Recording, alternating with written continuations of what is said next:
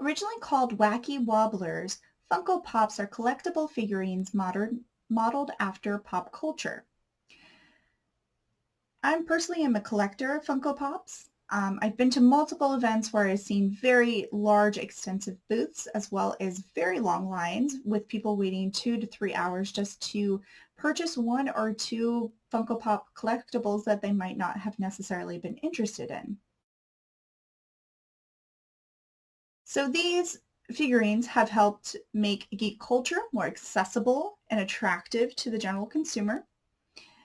Collecting Funko Pops is a financially lucrative hobby, and while they do produce these figurines that they sell to the general masses, they also do their part in creating a community where people who are interested in pop culture can thrive.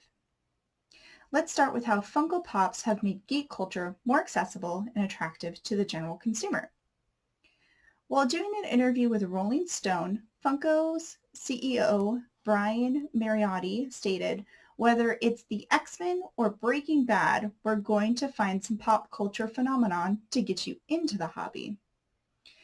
Funko not only produces figurines related to comic books, movies, television, but they also produce figurines that are modeled after celebrities, politicians, and musicians. So, for instance, some of the pop figurines that I collect, I'm mostly interested in television and animated shows and movies. So one that I do have is this 11 figurine from the show Stranger Things. And this is actually one that I had purchased at an event that I waited quite a few hours in line for. Another one that we do have is from a show called Avatar, which is a Nickelodeon animated show. So if you see these, they're kind of like little, they look cute. They're pretty nice. So because of their broad range of figurines, they're frequently featured at many different conferences and sold in a wide variety of stores.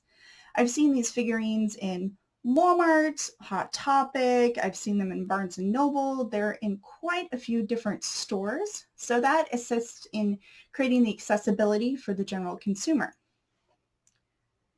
So with the accessibility, it also opens up these figurines as well as these shows that they are related to a wide variety of audiences.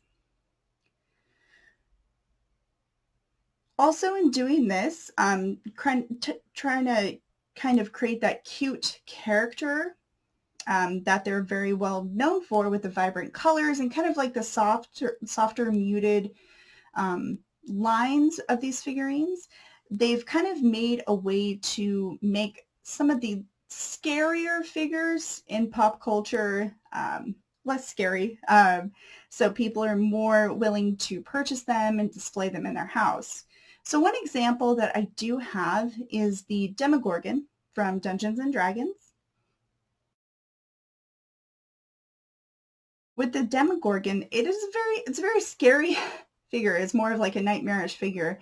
But as you can see with the Funko Pop, it's exaggerated. The features are exaggerated. So this more appeals to different people. It's not just going to be the people who are more interested in horror or the ones that only are interested in this character.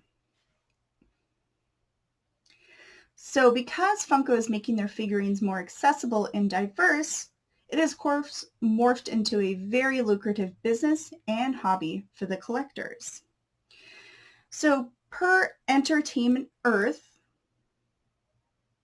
one of the more valued Funko Pops is valued at $10,000, and only 12 were released.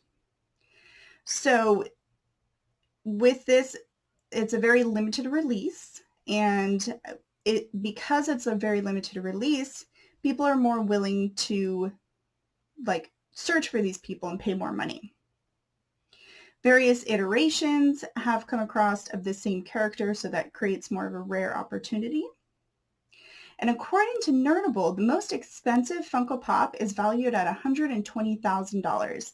This is a dual set of chrome metallic figurines of Stan Lee, the comic book creator. It was actually signed by him as well, but because it was signed at a very small table in a very small conference, if you weren't at that location, you wouldn't have had the chance to actually do that. So in addition to making geek culture more accessible and being a very lucrative hobby, it does also promote a culture and a community where people can thrive. So in this instance, there is actually a Guinness World Record holder for the most Funko Pops collected. It's about 7,930. Belongs to David Meebane of Nashville.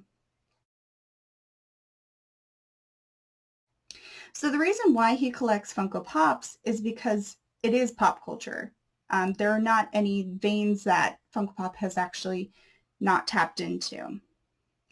So in conclusion, the figurines that Funko Pop produces benefits those looking for a hobby. Their ability to appeal to the masses with pop culture references not only generate substantial income for the company, but the people that are hunting for figurines, and it also grows and fosters a community where people can connect.